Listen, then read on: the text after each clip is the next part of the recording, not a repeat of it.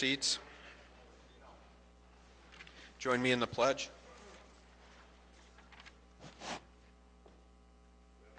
Pledge allegiance to the flag of the United States of America and to the republic for which it stands, one nation, under God, indivisible, with liberty and justice for all. Yeah. A roll call, please.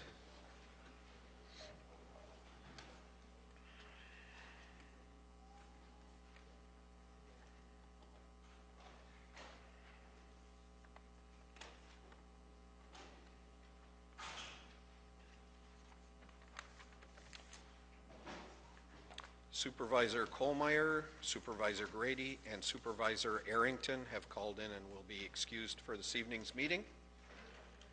Announcements of the chair. At this point, I have no announcements. Supervisor reports.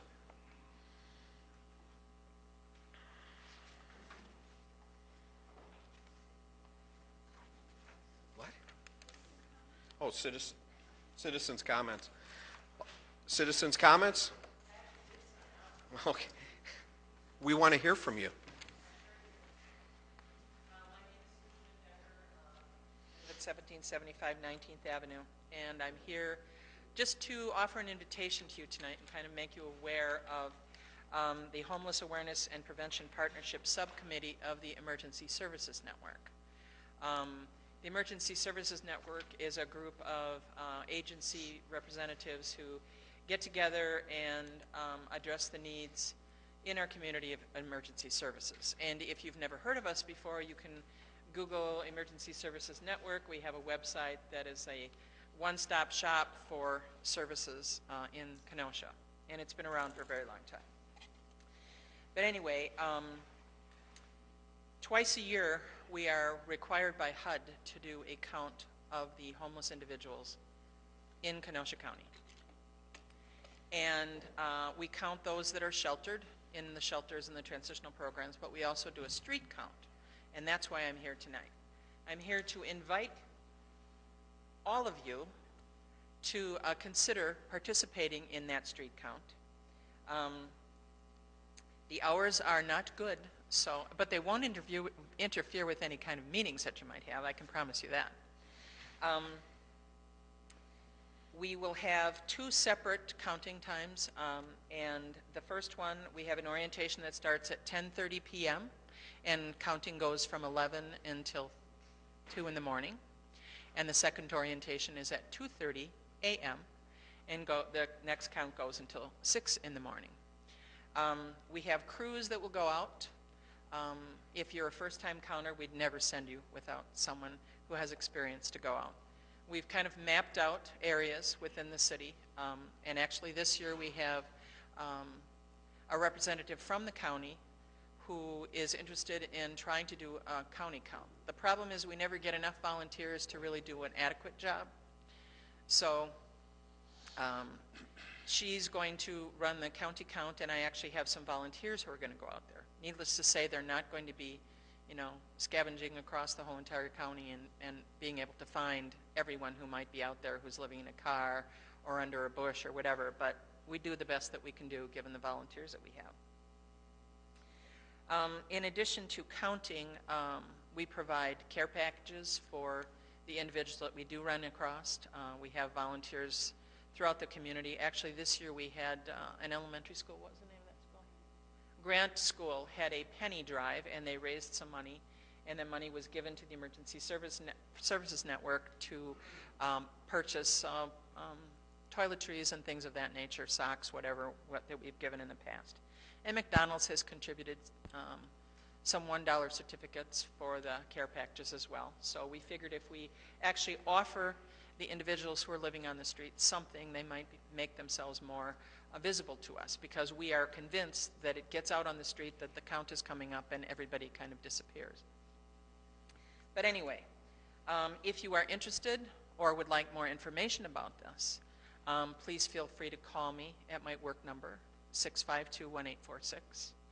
And I will be glad to give you more information and or give you the website that you can access to register on. I'm going to challenge you. I spoke to City Council last night. And I did get one council person who's going to participate. So you can either match them, or maybe you can get two from this body, and you can have one up on the city council. So that's not to say that more might not call me before next week. So, you know, you might have a lot more to deal with. But anyway, HUD requires that we do this. We are a county that receives HUD funding. My program brings in $220,000 a year and has done so for the last, I want to say, 16 years, to serve homeless victims of domestic violence and the general homeless population in a transitional living program. And Lisa, how much? $250,000 that Kenosha Human Development Services gets for a transitional program for homeless youth and homeless adults with mental illness, I believe. So we do have homeless people here, and we will be counting those in the sites. Those are much easier to count. The street count is much more difficult. So I, again, challenge you, and thank you for taking the time to listen to me. Thank you very much. Any other citizens' comments? Any other citizens' comments? Seeing none, citizens' comments are closed. Supervisor reports.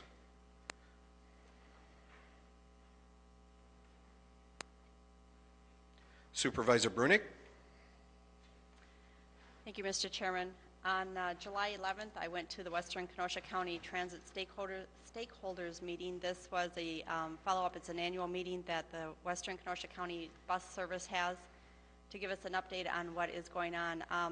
I know that several times there's been a question on the board floor about why the little buses don't go to downtown Kenosha, and it's very simple. The city of Kenosha will not allow them. We have set up something to help them a little bit. We have one route that goes out to Southport Plaza. There's been a question on whether or not they will take them up to the Walmart up there. Unfortunately, our route does not go there at this time. The people that would be utilizing that, going from Southport Plaza to Walmart, would be city people.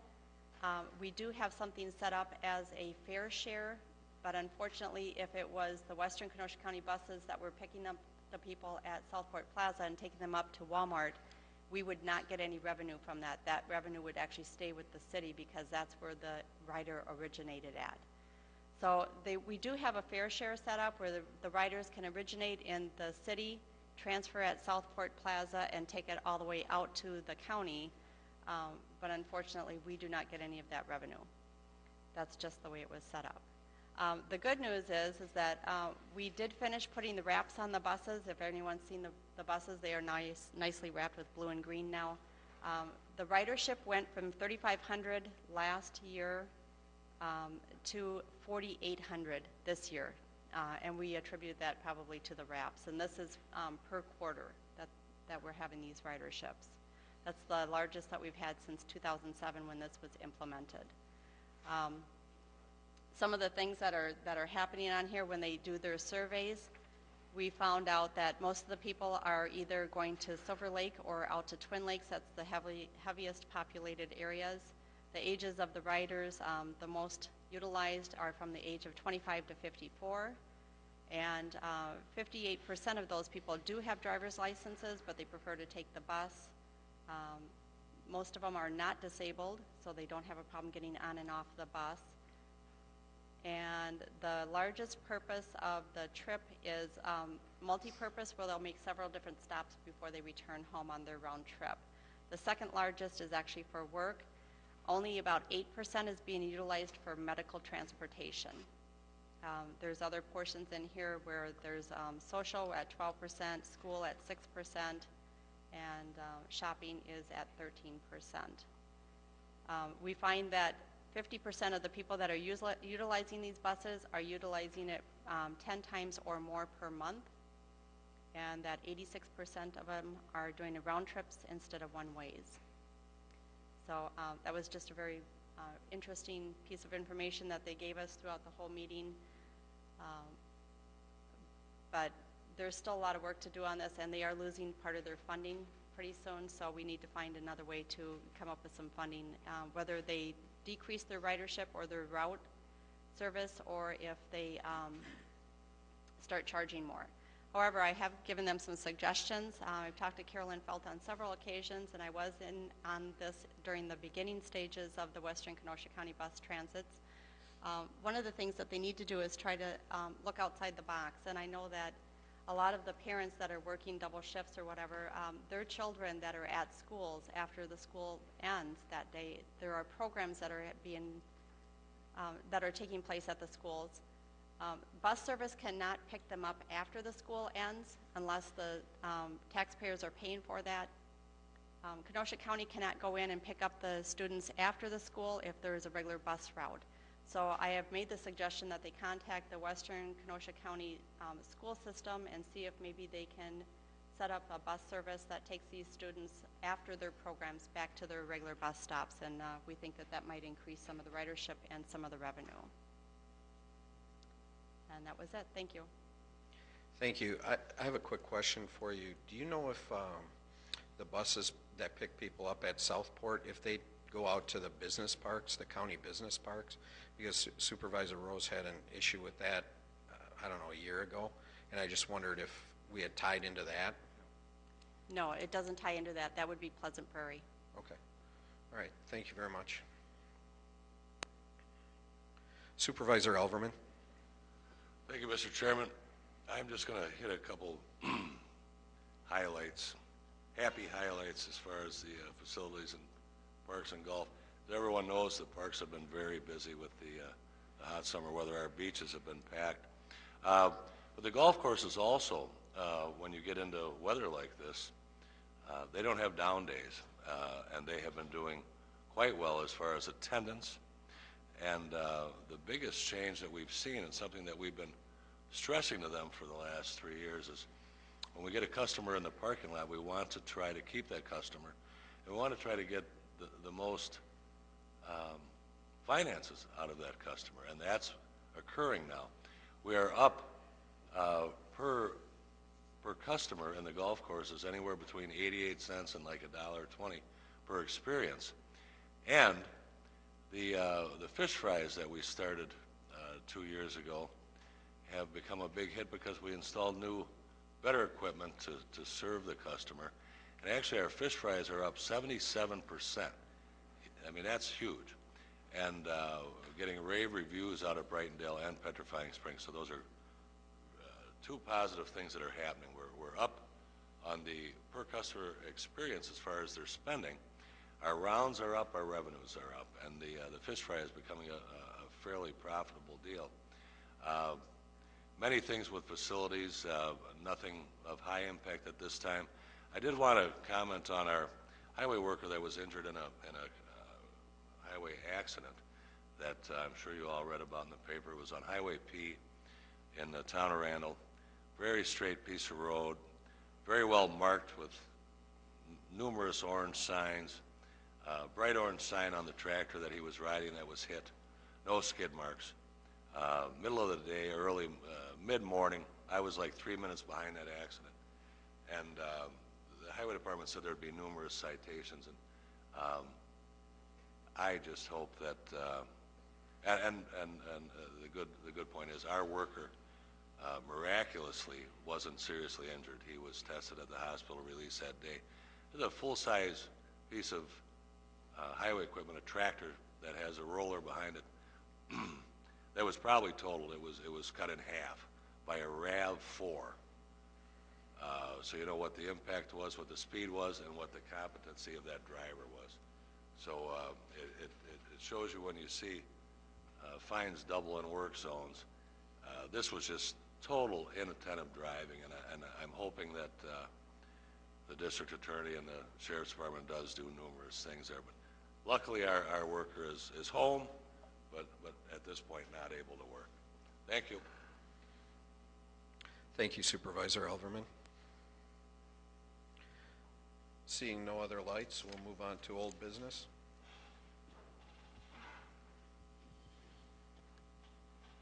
'18, from Finance Administration Committee, a resolution to change health benefit policy for registered nurses. Rose, yes. Frederick, yes. O'Day, yes. Grady, yes. Colmeyer, yes. Kubicki, yes. Molinaro, yes. Supervisor Rose. Mr. Chairman, I would move the resolution before the board. It's been moved by Supervisor Rose, seconded by Supervisor Ron Frederick. Supervisor Rose. If the board recalls, this came before the last meeting and was referred back to the Finance Administration Committee. We again discussed it and reaffirmed our support for it. The rationale for the support of the resolution number 18 is to make us more competitive, or at least as competitive as the other nurses in the community. Attached to the resolution is a survey of hospitals and nursing homes and what their benefits are like. The proposal before you makes us competitive with those various propositions offered by the nursing homes and hospitals. Let me just give you one example of how the current system works if you don't pass resolution number 18, and if you made no changes. Let's say, for example, a nurse signs up for part-time work, 24-hour posting, but in fact averages in 2011 32 hours per year. In 2012, that nurse would be eligible and would receive a full-time benefit, even though in 2012 that nurse decided that he or she would in fact only work part-time and not average 32 hours per week. So that can be a costly situation. What we have here is offering people who are in the nursing staff something that is competitive with the general population. The concern is that if we don't do this, we're going to have people working part-time looking elsewhere. In nursing, many people work part-time. It's not like being a clerical staff employee. You can't generally work in the highway department part-time, but nursing is a field where in this county and elsewhere across the country, people do in fact work part-time. So we want to retain these people. We need to hire people from time to time, and this makes us competitive with the general population in the community. If you don't want to do this, and you either stick with the current system or make some changes, and some people will suggest that, well, we do it on a pro rata basis. If you work 16 hours, you prorate that based upon the health care benefit, a 60-40 split, or whatever the case might be. Then you're not going to be competitive with what is offered at nursing homes and hospital staff in the community. So the question is that what you want here? One can argue that, well, this seems to be contrary to what the general tenor of private sector benefits are in the community or the state. Not so with respect to nursing. This is, every area has its own unique characteristics in the field of nursing. This is characteristic. So in order to make us competitive, retain people, encourage people to work here if there's an opening, we offer this resolution as the solution to what we anticipate could become a growing problem. Thank you. Thank you, Supervisor Rose. Supervisor Montemuro. I have a question on we don't have other Kenosha County examples here, but Racine County says that you work 32 hours to receive full benefits, and anyone who works less than 32 hours are not eligible for any benefits. Racine's real close, so who are we competing with? That at 16 hours a week you get full benefits as a single person. That's the closest to all of these. And the other ones, Milwaukee, Walworth, whatever, they pay based on their percentage, a lot of them. So who are we competing with that at 16 hours they get a single employee full benefit plan? Are we just talking about Kenosha residents? I don't understand that. Supervisor Rose? Mr. Riedel, who is present, did the survey, and what the chart indicates is a survey of local hospitals and nursing homes, and that is our last sheet attached to the resolution. Perhaps Mr. Riedel would, with the group's consent, respond in more detail, but that's my understanding. Mr. Riedel? Thank you, Mr. Chairman. Thank you, Dr. Montemuro. We're competing with 17 nursing homes in Kenosha and 3 major hospitals. Although all of these are not from Kenosha, some of the nursing homes are probably a more regional number of folks. And to be honest with you, the private sector isn't real forthcoming with its information. But I'll give you an example. We've been trying to find a supervisor for the 3rd shift at Brookside, and we have cast the net 3 times statewide, and we have not come up with a qualified person yet. The registered nurse shortage is a very real and very difficult thing, and maybe you've experienced it in your daily work. I know it's been around for a long time. It's not getting better, and so as Supervisor Rose pointed out, this is recognition of the unique nature of nursing and the unique nature of a shortage, and so we need to position ourselves to be competitive when trying to recruit part-time nurses to our nursing home. Thank you, Mr. Riedel. You still have the floor, Supervisor Montemuro. That answers my question. We're basically just comparing to what we have in town here.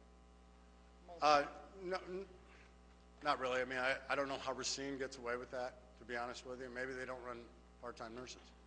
It could be. But you'll note that in even the private sector analysis and the public sector analysis, the public sector presented in the original resolution and the private sector in your most recent packet, many others have prorated benefits. Many others offer up to 4 different health care packages for employees, so that depending upon their individual circumstance, they can purchase something that fits more within their earnings. We don't do that here. It's not something easily accomplished for a private sector. So we pretty much offer our plan the way it is, and then adjust the contribution. Thank you, Mr. Riedel. Supervisor Noble? Hello, thank you. I'd like to talk about the same thing I brought up the last time at the last meeting, and Supervisor Rose alluded to it. And it says in this last sentence that in a previous contract, so not the current contract, but a previous contract, if a 24-hour nurse that took a 24-hour posting worked in, say, 2011, worked full-time, she or he would get full-time benefits.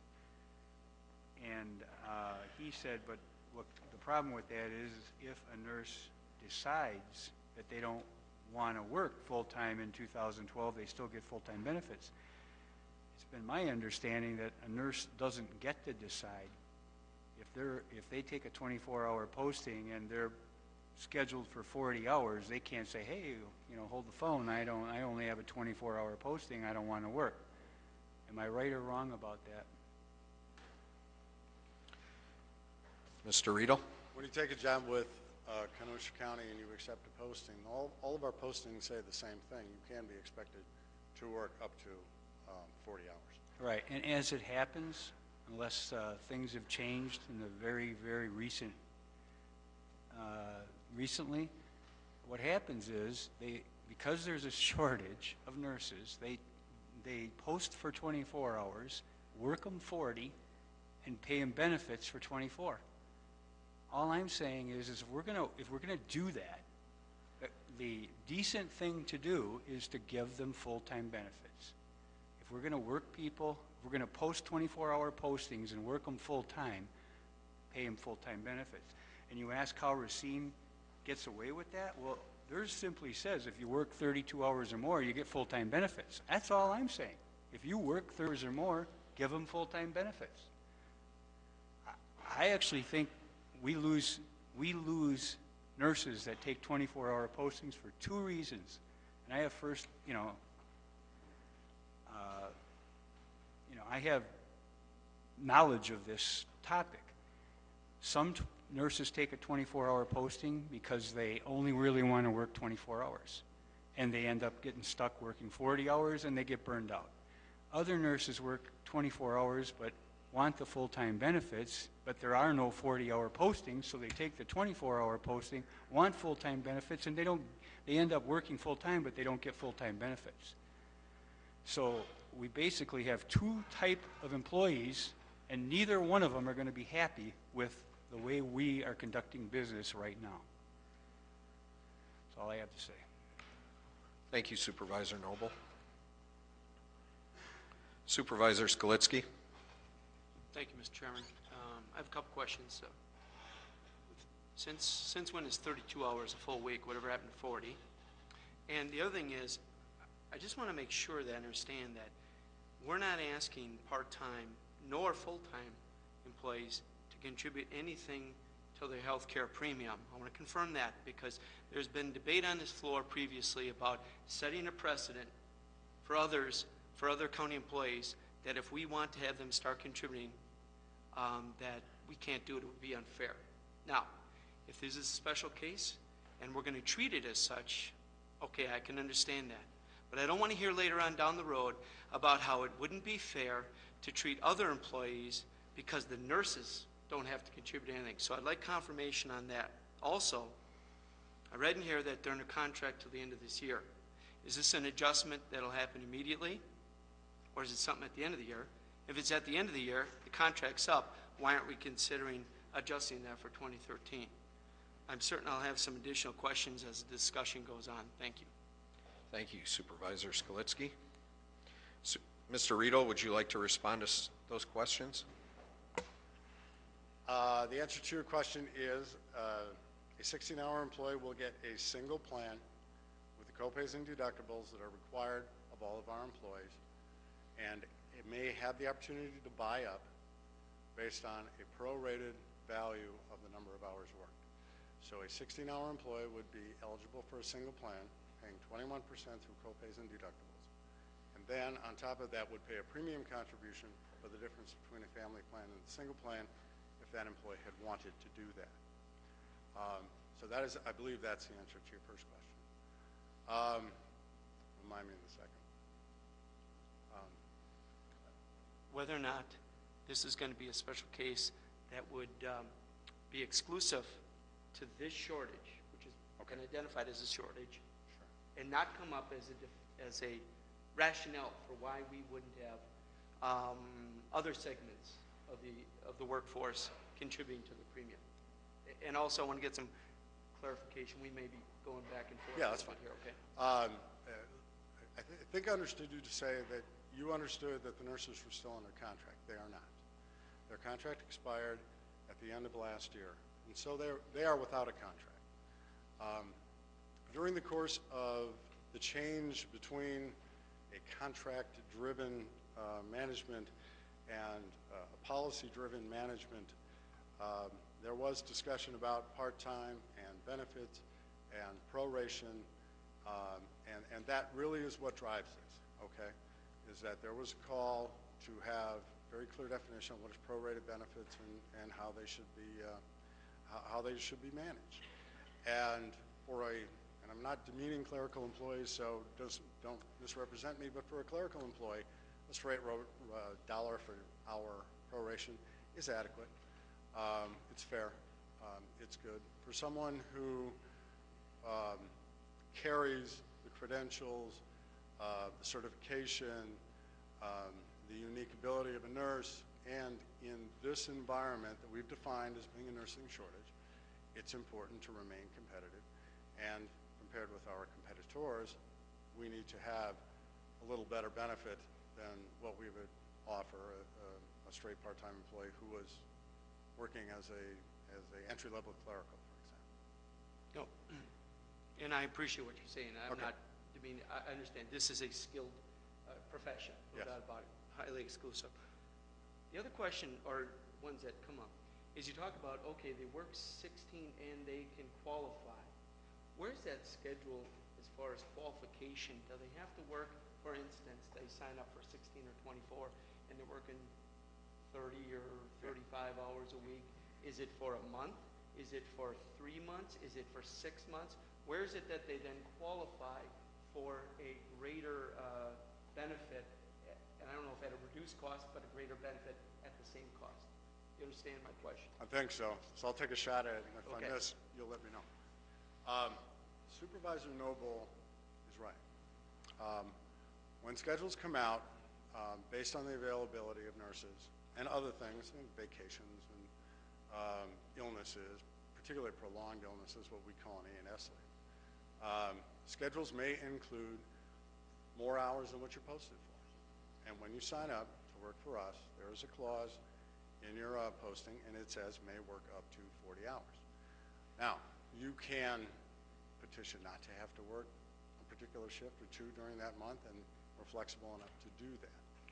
Under the current environment, the environment that we sought to change through the concentration on prorating benefits, again, in between that time of contract and policy, the Act 10, if you will, changes. There was called to change what we do, and what we do is we add up the hours that you work this year, and that drives how much you have to pay for benefits next year. It drives how much vacation you have. And so there was a call to get clarity and more of a wage to benefit ratio, clear wage to benefit ratio for our employees, and this is the response we have for registered nurses. So, just to clarify, Sure. is that part of this information pack? There's a lot of facts and figures in here, and trying to sort through it without being at the committee and having you there explain it. That's okay. That's why I'm Yeah. struggling a little bit. Is there a work schedule in here? Well, no. Is there a schedule of, if you're signed up as a part-time, how many either weeks, months, or days do you have to work, and more than, say, a 16-hour Right, I understand. position, you're working 24, let's just say, and you're doing it week after week by choice, because I don't think they can force them to do it. Maybe in certain circumstances they can, such as you got to plow the roads, right? But that's not what we're talking about here. How long do they go before they qualify either for the quote-unquote full-time benefits, which is either reduced cost or a greater coverage at the same cost? I believe, if I understood you right. Is there a schedule where that number is? You have to work 24 or greater hours for X number of weeks and then you qualify? No. How is that determined? It can't be some If black you have- box. If you have a 24-hour posting, you get 24-hour benefits. That's what we were called to establish, and that's what we've established. And so if this week I work 32, and next week I work 40, and next week I work 24, and the next week I work 32, I still get 24-hour benefits. That's the prorated formula that we have brought to you. Again, that is not the case in the old matrix. The way you would improve your benefit is to take a part-time or take a full-time job when one becomes available, post for it, and successfully get it. And that's about it, really. Okay. Some organizations, just so you know, reevaluate quarterly and kind of reestablish how they charge for benefits on a quarterly basis. That's a lot of work for us. And to change the amount of money that you would have to contribute, for example, for a benefit every quarter would take a lot of administrative time. Again, this seems to be competitive. It seems to hit the mark. It is endorsed by the Director of Nursing for the Health Department and the Administrator of the Brookside Care Center. And I know that's a longer answer than you expected. That's great. But no, if you sign up for a 24, you get 24-hour benefits. Okay, so maybe I was confused with the old schedule versus yeah. the new one. There was another point, and it just escapes me right now. Oh, I know. I've never seen, and granted, I'm new, okay? I've never seen it during public comments or anything along those lines where I've seen nurses come in and tell us, boy, we're really being mistreated and whatnot. Now, you're in HR. Perhaps you have, or you've had it conveyed to you, where this is truly, dichotomy between what's fair and what's occurring. Is that some of what you're seeing here that's driving this? Or is it more of the fact that you're having difficulties filling these positions? Because we are just talking about Brookside, correct? No, we're talking about public health too. Okay, all Yeah. through it. If you're an RN, you Okay. get this, okay. This is a reduction in benefits. I mean, if you look at the costing, it's $40,000 savings, apples to apples comparison, okay? So it is a reduction in benefits. And no, the nurses are not happy with reduction in benefits. But we recognize what changes have occurred and the need to respond to same. We think this is fair, but no, are they happy about it? No. No, they were protected under their contract. And under the contract, they could negotiate higher part-time benefits, for example. Take a little less of a raise, get a little more of a benefit. You know how that goes. Yep. So that no longer is there. Again, there has been a call to respond. This is our response. And we think it's fair. And so they'll have to live with it, really. You mentioned reevaluation. Obviously, I do agree with you quarterly as well. Can you Do you have a speak into your mic a little more? Do you have a sense of what would be a reevaluation? Would annually be fair? Sure. We annually, I mean, this is the second year for the policies, but we have reviewed them, and we would review them right about now as a matter of course. And if it's not working, it's not working. If it's working too good, we can change that too. Thank you. Does that conclude your question, Supervisor Skalitsky? For right now, yes, Okay. thank you. Sure. Supervisor Rose? I'm nothing further. Supervisor Decker? Thank you. I appreciate, I had some questions last time this got brought up, and they, several of them did get answered. A couple of them did not. What I would like to know is how many vacancies we have in the Supervisor Decker there, try to speak a little closer to the mic. I apologize. Is that better? That's great. Okay. I'm sorry. How many vacancies do we have compared to other facilities, or what's our vacancy rate for nursing? Mr. Riedel? I'm not prepared to answer that question. Okay. I'm sorry, I don't know how many vacancies we have presently. I don't believe there are any in public health. I've already spoken about one at Brookside, and I can find out tomorrow morning for you if you'd like. Okay. Another question I had looking over this is, why do we post jobs at hours, for example, 16 hours, when we know that they're going to work 40, 24, 36, however many hours? Why is there that discrepancy in what we post and what we are asking of the employees? It's going to be another long answer, Supervisor Decker, I got to tell you. For years, working at the nursing home as an RN was a part-time position, and you will find as you get into the 1392 changes that will be coming up next year, that is common throughout the nursing home. That there are part-time postings which fit just about every profile of what was a historical woman of the family availability.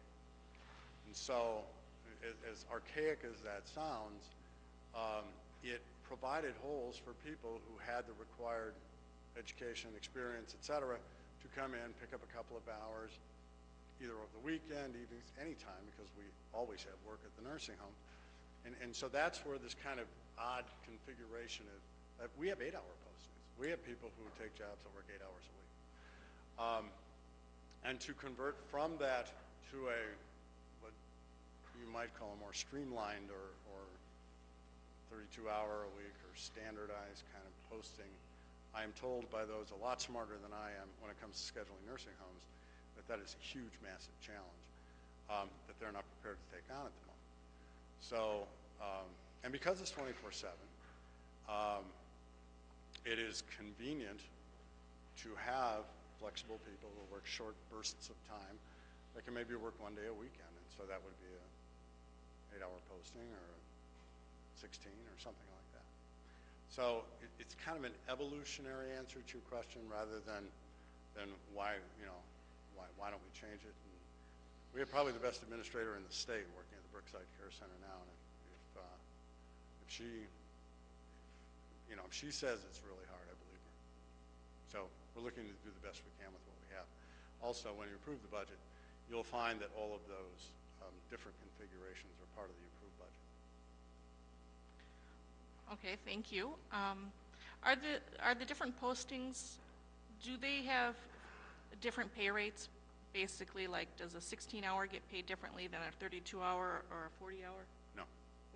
They're all the same pay rates. Yeah, the hourly rate is the same. Is there plans in the future to revamp the archaic way that we do these postings and things? I know you just stated that it's a huge undertaking, but is that something that we hope to plan to get this where someone is hired at an hour and they actually get to work those hours? Because I can see where you're saying some people want to fill in and only work 8 hours. So they take an 8-hour posting, but then they're expected to work 40. We're told they have to work 40. That's kind of contrary to what they're saying is what you said people like to do. I understand people want to take 8 hours, but then when we make them work 40, that kind of contradicts what we're doing. I don't disagree with what you said, but I can't speak to what plans are of the current administration in Brookside. At least recent discussions have not focused on scheduling issues. Okay, thank you. Thank you, Supervisor Decker. Supervisor Noble? Yes, Supervisor Skalitsky asked the question, what's the time frame when you work 40 hours? How long you work 40 hours, you finally get full-time benefits? The answer is indefinitely. You could work 10 years with a 24-hour posting, work 40 hours every single week, and you will not get full-time benefits. I told you that I have knowledge of this. I was married to somebody. My ex-wife had one of these 24-hour postings for years. And I don't know how many times I called not to get her not to have to work 24 hours, but hire some people. Because these people, some of them don't want to work more than 24 hours. I know, I've heard stories where they'll get a nurse that will work weekends, 16-hour posting. They take it. They can't work during the week because they have to be home to take care of the kids because their husband's working during the week. So they'll take a 16-hour posting, willing to work 2 days a week. That's like, oh my God, those are the toughest 2 days to cover in a nursing home. And then they'll start scheduling her 40 hours because they can. We talk about doing something the way it is done in private industry. I do the health, I am the HR at my company. I don't think I could get away with this in private industry. I don't think I could hire people with a 24-hour posting, work them 40 year after year after year, and not pay them benefits. I don't think I could get away with it.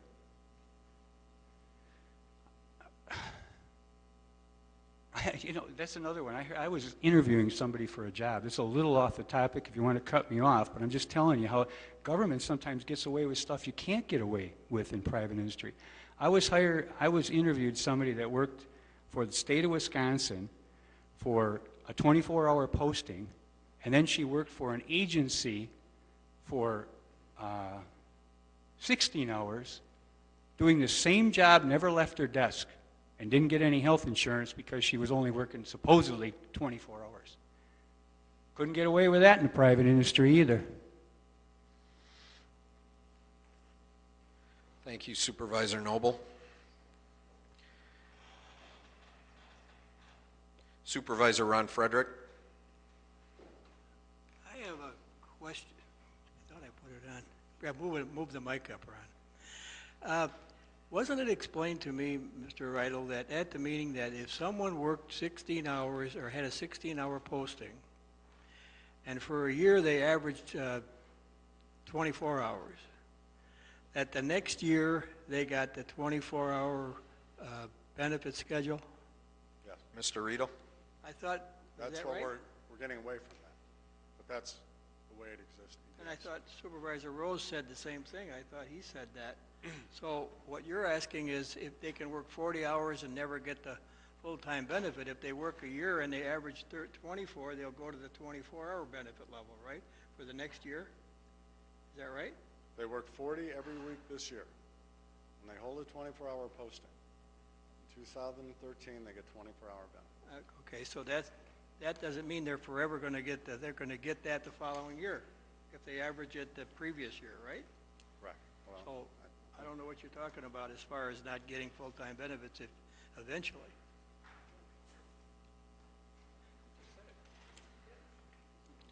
Well, he just, Anything else, Supervisor Frederick? the answer was that in the following year, they'll get the benefit for the hours they worked the previous year, right? the posting you hold is the benefit you get. Regardless of how much you work in the previous year, the posting you hold is the benefit you get. And that's, I mean, honestly, that's consistent with something that we do with clerical employees. I mean, we had questions at the meeting where, what's the matter with a straight proration? Well, if you are a 20-hour employee and I need you to work 40 hours, we don't increase your benefits. So it's a consistent application, which is what we're charged to apply. Thank you, Supervisor Frederick. Seeing no more lights, roll call is requested. On resolution number 18.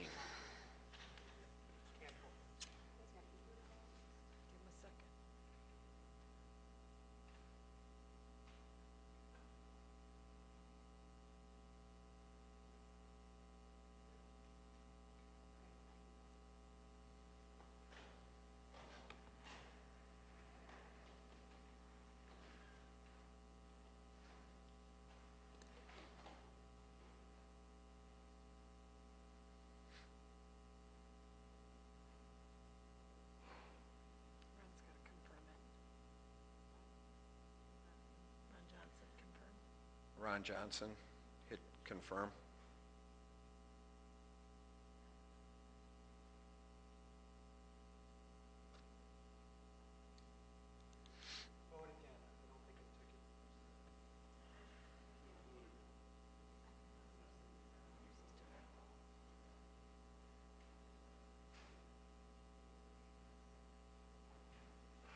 There we go.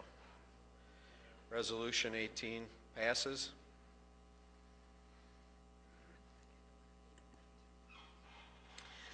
Ordinance number 9 from Planning Development and Extension Education Committee, amendment to the multi-jurisdictional comprehensive plan for Kenosha County 2035 for Everett and Mary Myers Revocable Trust owner.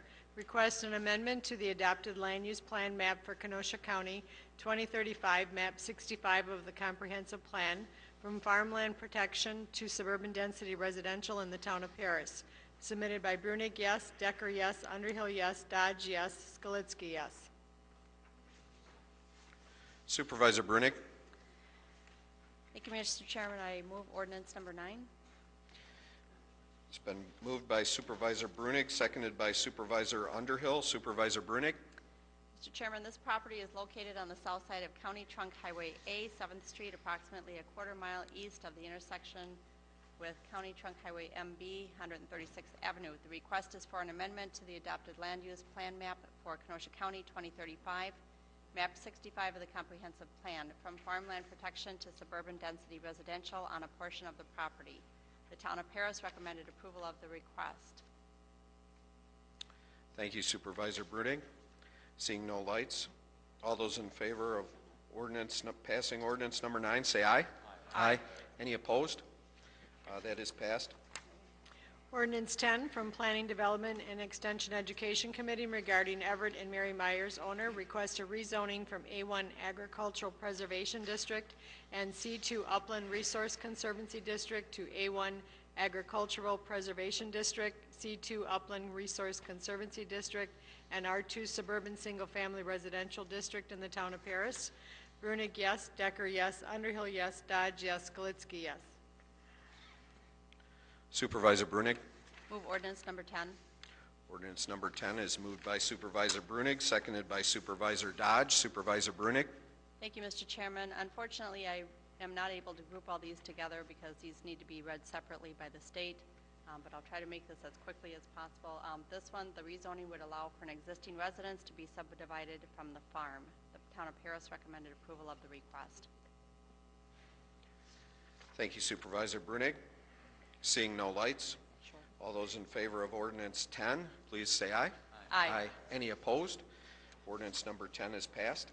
Ordinance 11 from Planning Development and Extension Education Committee regarding William G. Hoffman, owner, requests an amendment to the adopted land use plan map for Kenosha County 2035, map 65 of the comprehensive plan, from commercial to medium density residential in the town of Salem. Brunig, yes. Decker, yes. Underhill, yes. Dodge, yes. Skalitsky, yes.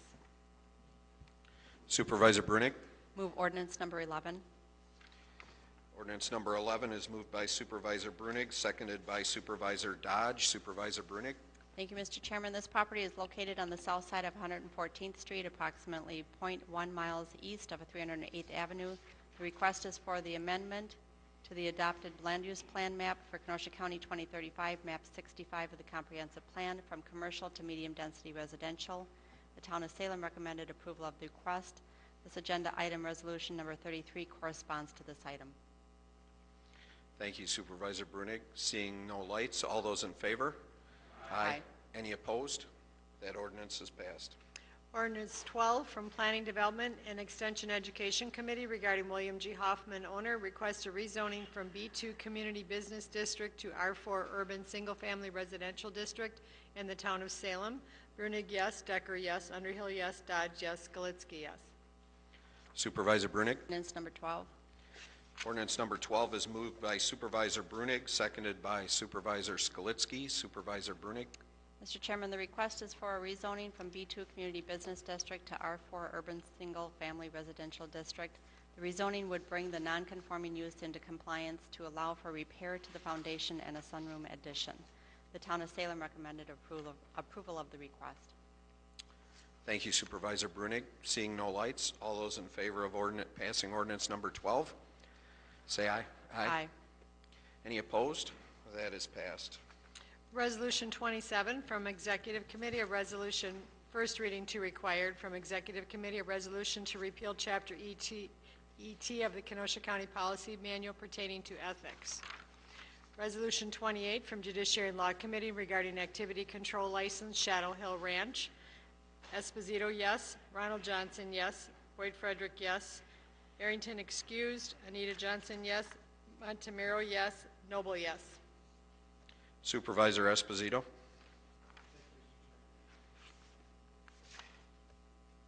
Thank you, Mr. Chairman. I move Resolution 28.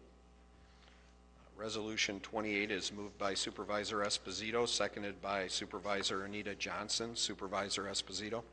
This resolution is an activity control license for Shadow Hill Ranch for the WIL Rock Fest held August 11, 2012.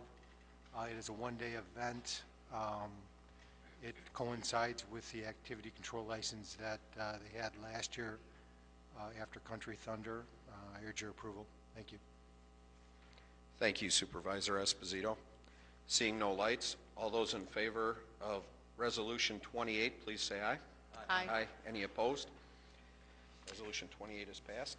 Resolution 29 from Public Works Facility and Judiciary Law Committee, a resolution to approve the appointment of Patrice Hall to the Kenosha County Traffic Safety Commission.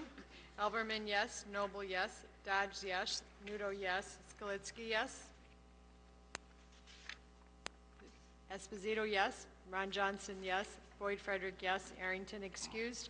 Anita Johnson, yes. Montemiro, yes. Noble, yes.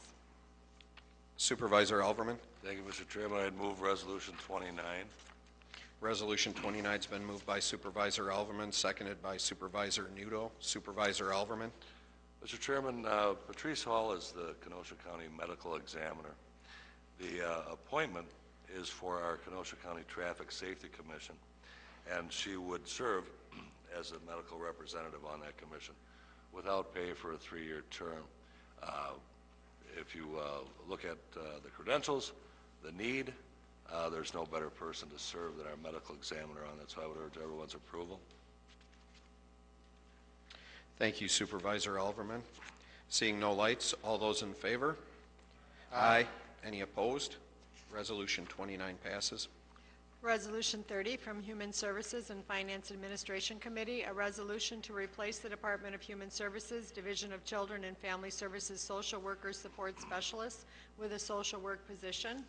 Human Service, Hallman, yes. Boyd Frederick, yes. Anita Johnson excused. Decker, yes. Arrington, yes. Montemiro, yes. Nudo, yes. Finance Administration, Rose, yes. Ron Frederick, yes. O'Day, yes. Kohlmeyer, yes. Kubicki excused. Molinaro excused. Grady, yes. Supervisor Hallman. Move Resolution 30. Resolution 30 has been moved by Supervisor Hallman, seconded by Supervisor Montemuro. Supervisor Hallman. Thank you, Mr. Chairman. This resolution is to replace in the Department of Human Services, the Division of Children and Family Services, a social worker support specialist with a social worker position. The Kenosha County Child Protective Services Access Office is responsible for receiving, analyzing, and documenting reports of child maltreatment per Wisconsin state standards. Historically, Kenosha County has staffed this office with a social worker and a social worker support specialist, which is a clerical position. The state of Wisconsin has increased the tasks, duties, and responsibilities of the Child Protective Services Access Office. These increased responsibilities require the skill set of a social worker. A clerical position no longer possesses the skill set to perform these duties. Social workers in the Child Protective Services Unit will now perform the duties of both initial assessment social workers and access social workers. This will lead to greater efficiency and flexibility within the Child Protective Services Unit and will improve the quality of the Child Protective Service access reports. The replacement of the social worker support specialist position with the social worker position poses no additional levy funded cost to the County of Kenosha. If members have any questions, Mr. Rogers is present to answer them. Thank you. Thank you, Supervisor Hallman. Seeing no lights, Resolution 30, all those in favor? Aye. Any opposed? Resolution 30 passes.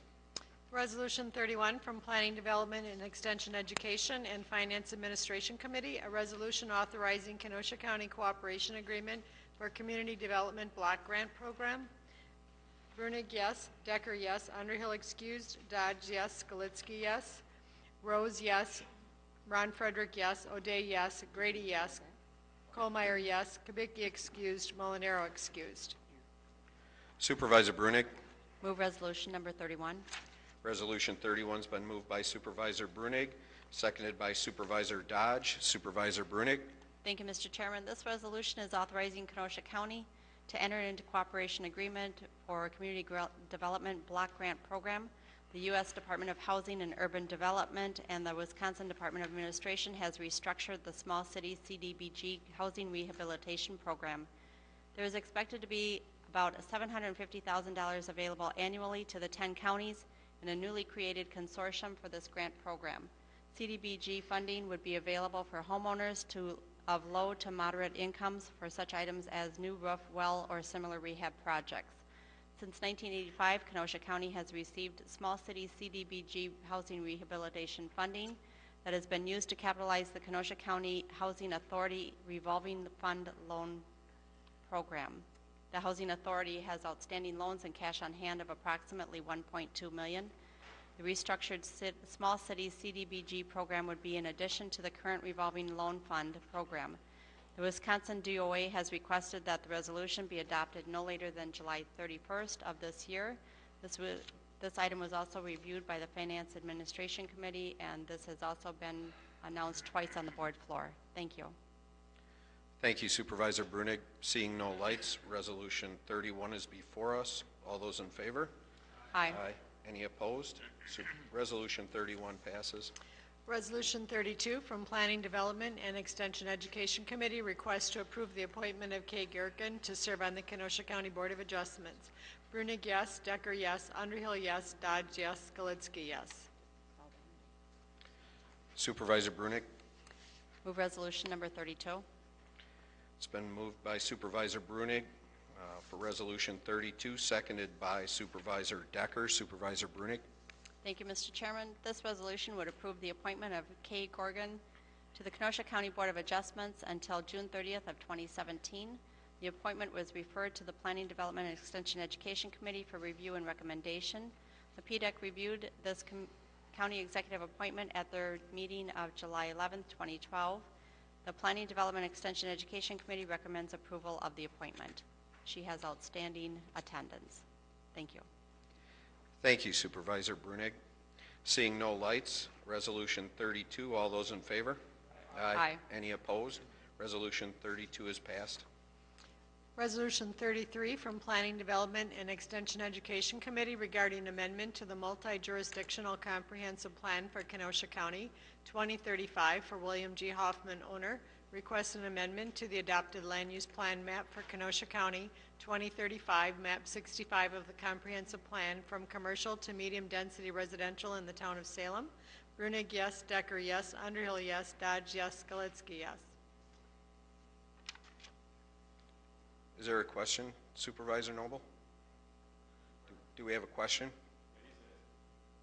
Okay. Oh, okay. Supervisor Brunig? Move resolution number 33. Resolution 33 has been moved by Supervisor Brunig, seconded by Supervisor Skalitsky. Supervisor Brunig? Thank you, Mr. Chairman. Again, the state requires a resolution from the Planning, Development, Extension, Education Committee and an ordinance from the full board to amend the comprehensive plan. The resolution would allow an amendment to the Kenosha County Comprehensive Plan for a change from commercial to medium-density residential in the town of Salem. The town of Salem recommended approval of the request. Thank you, Supervisor Brunig. Seeing no lights, Resolution 33 is before us. All those in favor? Aye. Any opposed? Resolution 33 is passed. Resolution 34 from Planning, Development, and Extension Education Committee regarding amendment to the multi-jurisdictional comprehensive plan for Kenosha County 2035 for Everett and Mary Myers, revocable trust owner. Request an amendment to the adopted land use plan map for Kenosha County 2035, map 65 of the comprehensive plan from farmland protection to suburban density residential in the town of Paris.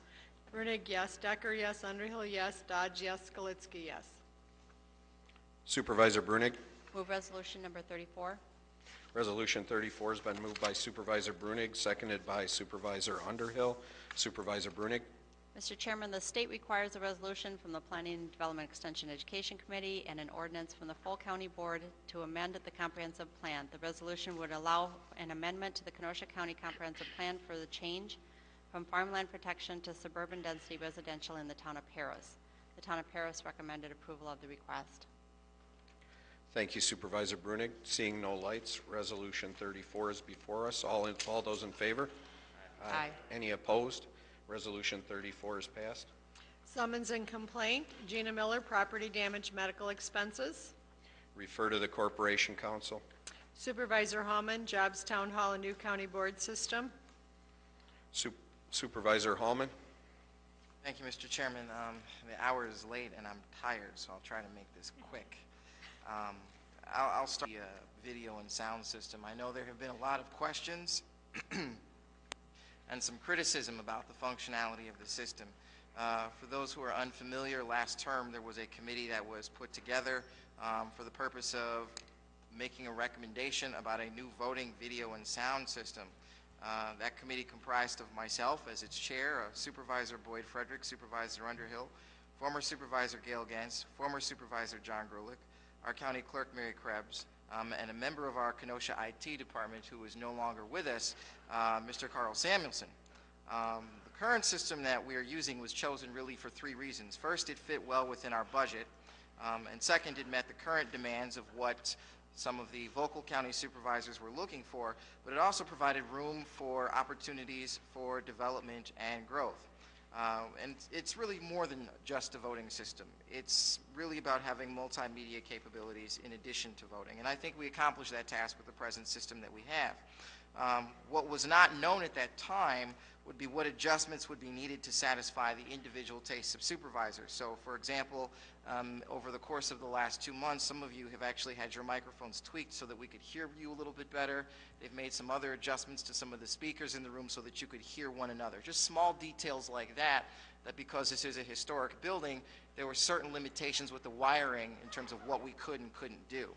Along with the system was also supposed to be new video cameras, which I see have been installed.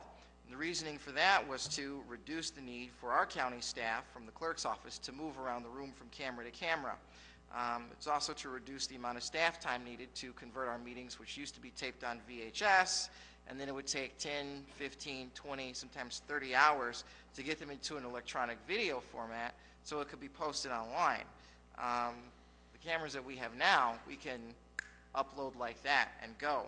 But there was also supposed to be an online module that came with that called Civic Plus, which would basically is a management entity that would have provided data backup, updates, and maintenance to the county website, and would have actually given us a new web portal that would have featured video and had an entirely different new look and feel. Now, some of these projects have fallen behind schedule because maybe about, I want to say 2 months ago, Mr. Samuelson from our IT department, who was a member of that committee and had a lot of energy and a lot of wisdom and brilliance, is no longer employed with Kenosha County. So there are other things that have happened in county government that have become more urgent, and the things that we had looked to do got pushed back on schedule. That's just what happens. And probably it's my fault as the chair of that committee for not updating you that this has happened. So at least I'm telling you now and not leaving you in the dark. So I just want to say that in closing, I want to let you know that the committee was highly successful in its mission. And it's going to take some time and patience, I think, before the county board fully realizes that. And it's going to take a change on the part of county supervisors in how you interact with the technology, like using the county website, like making PowerPoint presentations, like waiting for the light on the bottom of your microphone to turn red before you speak, using SharePoint to trade files and swap documents, actually moving your microphone towards you when you speak, speaking into the microphone. All those little teeny tiny details will affect the perfection of how we utilize what it is that we have, and it changes how we do our jobs. It's something we're going to have to get used to. It's a cultural shift. So I would also like to add that both roll call and AVI systems, AVI has been responsible for the sound and the video, have routinely been in our chamber week after week when we're not here in the middle of the day making minor adjustments, again, to suit the taste of county supervisors. So what I'm saying to all of you basically is to be patient, that there's no need for some of the snide comments and the light heckling that have come from a handful of you during meetings. If you want to behave like the two Muppets in the balcony, Statler and Waldorf, you can do so elsewhere but not here. That kind of childish behavior is unnecessary and it serves no purpose. So I would say be patient with the new system. You will come to find that you actually like it. Second thing that I want to mention is that we are having a special town hall, the Human Services Committee on Jobs and the Economy. And the text, the notes that I will be sort of going through actually have been provided to you on your desk. It's something I've never done before, but for some reason for tonight I felt like it was appropriate to do that. And I'm actually talking about this to really answer two questions. One, I know there's folks that have been concerned about the cost. Yes, there was a $150 cost in terms of reserving the room at the Kenosha Museum. Why that room? Number one, the format of the room actually works very well. I held a town hall meeting last year on foreclosures. I want to say it was sometime in the month of November, and that room worked very, very well. The chairman was kind enough to provide funds from the promotional line item, the chairman's promotional line item in the county budget, so that we could do that. Why is it being held inside of the city? Well, unfortunately for some, the city of Kenosha is still 60% roughly of the population of Kenosha County. And back in March, they had a 9.2% unemployment rate. So I'm not trying to disenfranchise people who live on the West End. Believe me, I have tried in many, many ways to be as much of a friend as I could to folks out west. And I'm not saying that I'm perfect, but I could certainly do a little bit better. So that's one of the reasons why we're at the Kenosha Public Museum.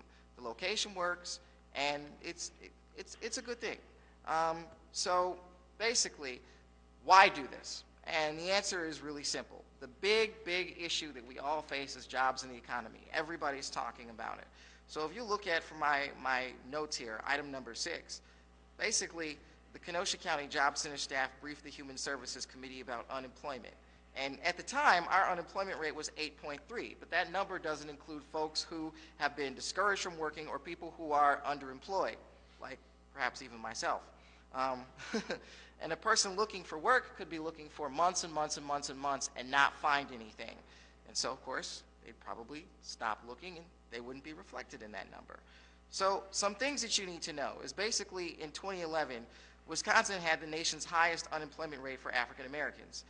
Also in 2011, which was 25% statewide for African Americans. But also in 2011, 12.2% of Latinos statewide were unemployed.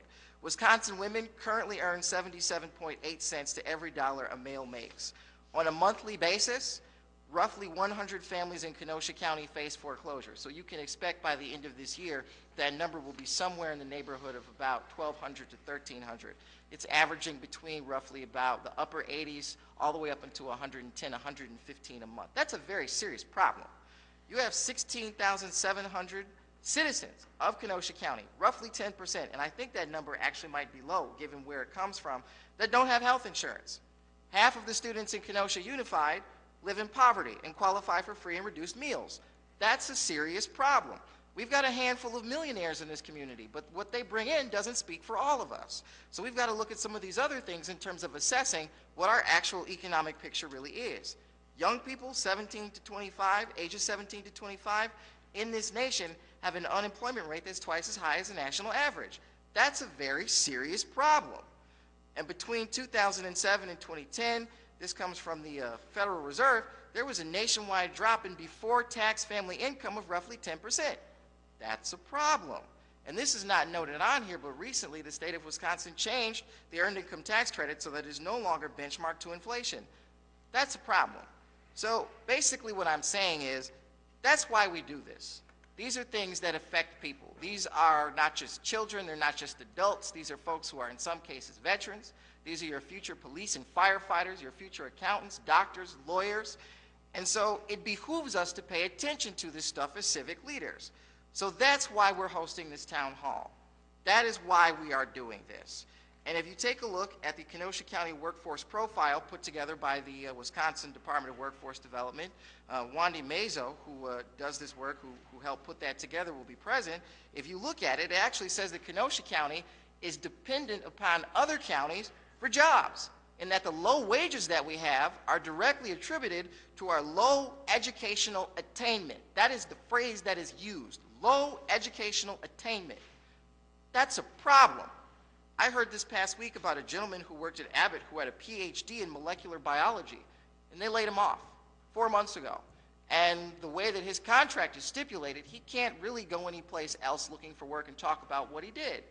So he's been paying on his home like he should. He even paid early, and the bank basically said, you lost your job, we're going to have to take the house.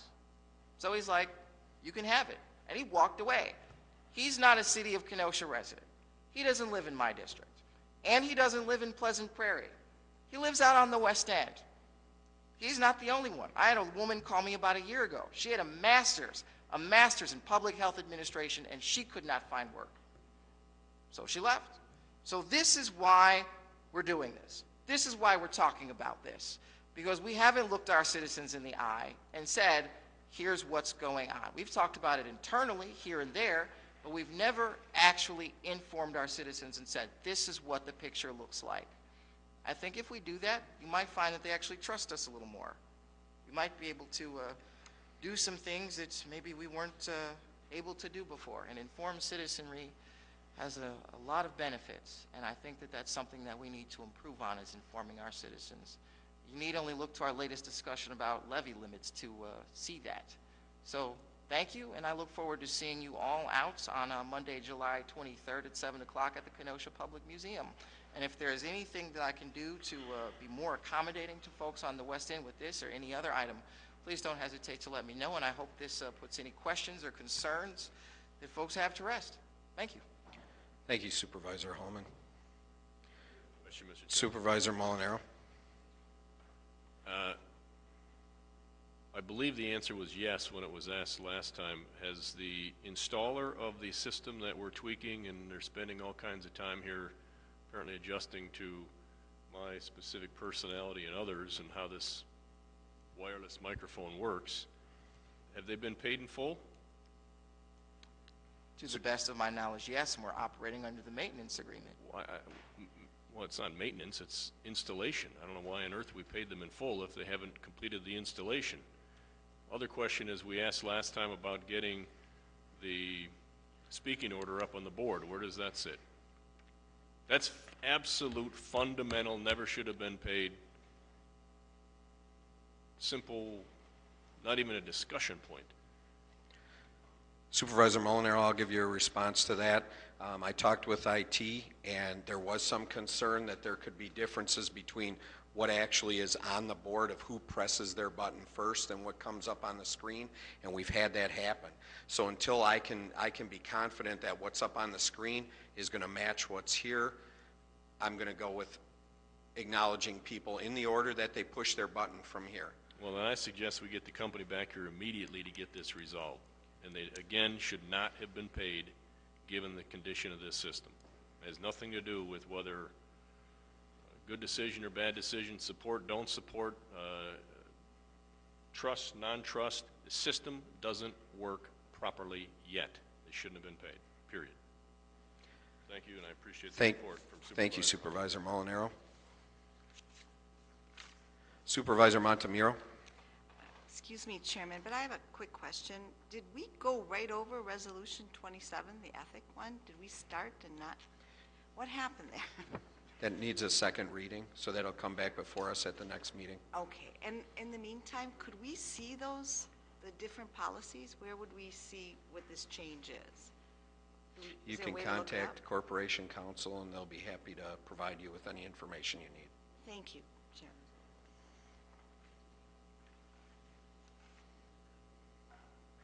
Okay, that concludes supervisor comments. Approval of the July 3rd, 2012 minutes by Supervisor Molinaro. Supervisor Molinaro. Thank you. Supervisor Noble had a very good question. I thought one that was relatively quiet and non-disruptive, but on these minutes, we have seen, and I don't recall off the top of my head, the policy that came out of the executive committee a year ago relative to meeting minutes, but most, if not all, committee meetings have the time stamp for each issue. Are we able to do that with the county board minutes? Question to the chair to the clerk. And the idea behind that was that if a citizen sees these minutes posted somewhere, they have the ability to go to the audio and get directly to that point based on the time rather than scroll through or listen through the whole thing or search for it in that respect. So I'd like an answer to that question. Otherwise, these minutes, I will make a motion to approve as submitted. Okay, what we'll do is we'll have the clerk get back to you on that. And then the motion before you is to approve the minutes as presented. Is there a second? Second by Supervisor Brunig. All those in favor? Aye. Any opposed? The minutes are approved. It's been moved by Supervisor Decker to adjourn, seconded by Supervisor Dodge. All those in favor? Aye. It is extremely absolutely. He wants to know. Because if you, no, they don't want it up there.